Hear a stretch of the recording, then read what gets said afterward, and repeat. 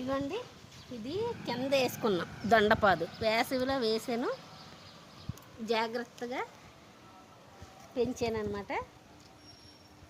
ఇలా వేసుకుంటే మనం కెమికల్ లేని ఫుడ్ తినొచ్చు.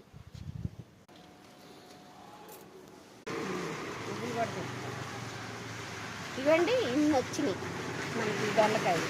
ఇది ఫస్ట్ టైం కాదండి, 4-5 సార్లు మేము తెంపాము. ఏమాత్రం వేసి మాకు వారానికి 2 రోజులు కూరకు వస్తున్నాయి ఇంతేసి.